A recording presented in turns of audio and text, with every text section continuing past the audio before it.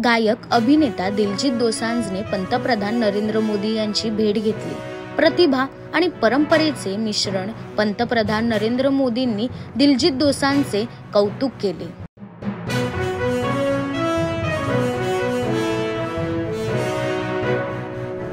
मुख्यमंत्री देवेंद्र फडणवीस यांची भेट घेतल्यानंतर छगन भुजबळ कुटुंबांसह परदेशात गेले होते। ते आज नाशिकमध्ये परतणार आहेत।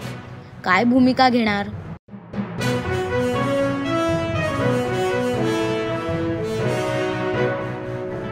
देशामध्ये पहिल्यांदा गडचिरोलीत इलेक्ट्रिकल व्हेकलने प्रदूषणमुक्त खाणकाम सुरू आहे।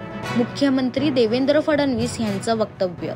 गडचिरोलीची जल जमीन जंगल इथली बायोडायव्हर्सिटी याला नखभर देखील आम्ही दूर होऊ देणार नाही, नख देखील लागू देणार नाही।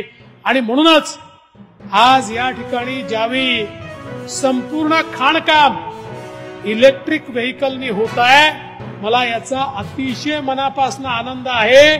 प्रदूषण मुक्त खाणकाम देशामध्ये पहिल्यांदा कुठे होत असेल तर ते गडचिरोलीमध्ये होत आहे। ही देखील आपल्या सगळ्यांकरता अत्यंत आनंदाची गोष्ट आहे।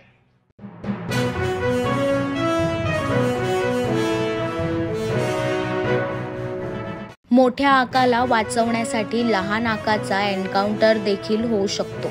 विजय वडेट्टीवार यांचं वक्तव्य।